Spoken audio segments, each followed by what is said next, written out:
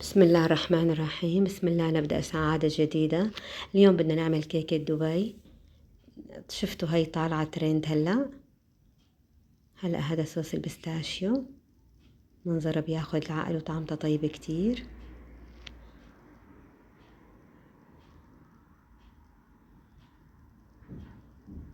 أول شي بدنا نحضر الكيكة. عنا كاستين طحين،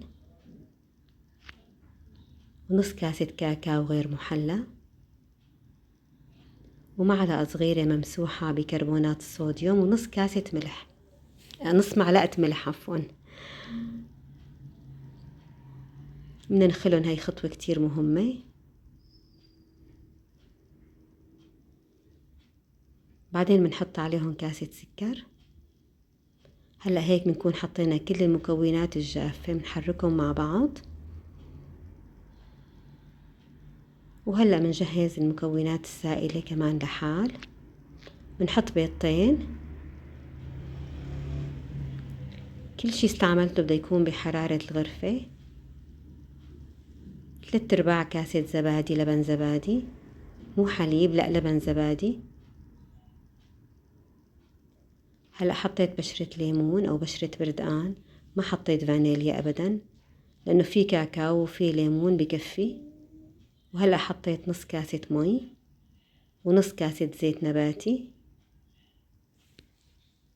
وحركتهم لينخلطوا مع بعض. كمان بالمضرب اليدوي، ما بيحتاجوا أبدا مضرب كهربائي. وهلأ بدي أضيفهم للمكونات الجافة، كمان برجع بحركهم بالمضرب اليدوي، يعني شغلة دقيقة بس ينخلطوا المواد بتكون جاهزة إن شاء الله. كتير كتير سهلة هاي الكيكة، وفينا نعملها مو بس لهذا يعني مو بس لهي الكيكة، لأي كيكة بتنفع. كتير ظريفة. شوفوا لونها وسماكتها ما أحلاهن.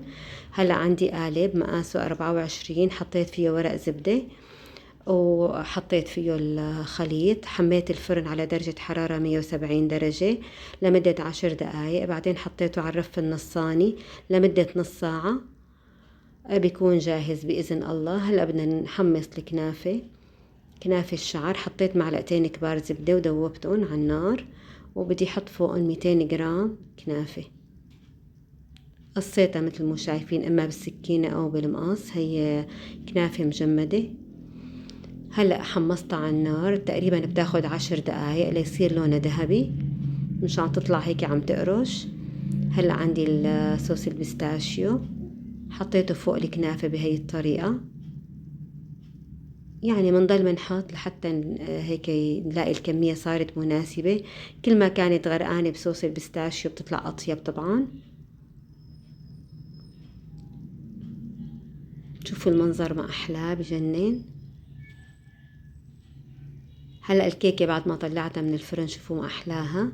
هلأ بدي شيل هي الوش لأنه شوي مايل، بدي شيله لحتى تكون مستقيمة، لأنه بدي أرجع أحطها هلأ بالقالب مرة تانية. رديت حطيت ورق الزبدة وحطيتها بالقالب هي نفسها، وعم حط عليها الكنافة والبستاشيو، مشان هلأ بالأخير نزل عليهم الشوكولا. يعني هي بس بدها شوية رواق، بس سهلة مانا صعبة. طبعا بدنا نحط كل الكنافة، وبدنا نحط كمان على الأطراف لحتى لما بدنا نحط الشوكولا ما تنزل كلها لتحت. بدي أعبي كل طبقة الكيك كلياتها، بدي أحطها من هاي الكنافة والبستاشيو. هيك صارت جاهزة.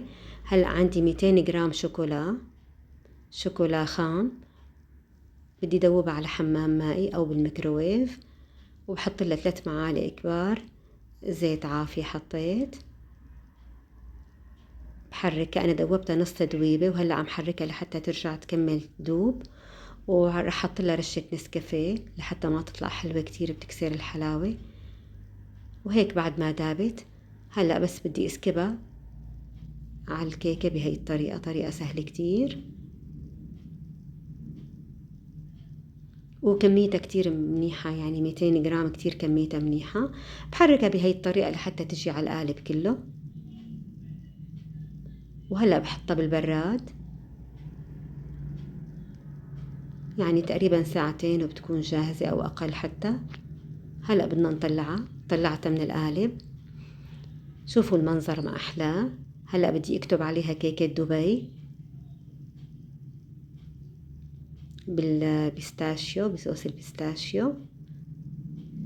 كتبت الكيكة بالعربي والدبي بالإنجليزي. منظرها بياخد العقل وطعمتها بتجنن.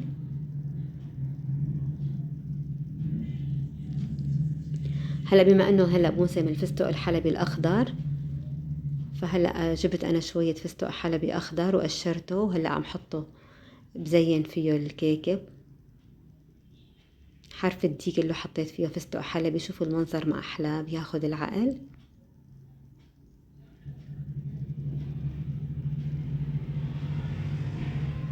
وهلا رح احط شوي كنافة من الكنافة اللي محمصتها كمان، عطت منظر كتير حلو، طعمة طيبة. وهيك كيكتنا صارت جاهزة. هلا انا حطيت مي مغلية وحطيت عليها السكينة لحتى نقدر نقسم الشوكولا بسرعة. وقطعت هلا القطعة مثل ما شايفين. شوفوا منظرها ما أحلاه، والطعم غرام بتجنن، كتير كتير طيبة وشكلها حلو. بتمنى الكل يجربها. وهلأ رح هيك حط عليها شوية صوص البيستاشيو. يا عيني منظر بياخد العقل، طيب كتير. واللي ما اشترك بالقناة يشترك، ولا تنسوا تفعلوا زر الجرس ليوصلكم كل جديد. منظرها روعة. وهي رح ناخد لقمة، شوفوا ما أحلاها. واو بتجنن.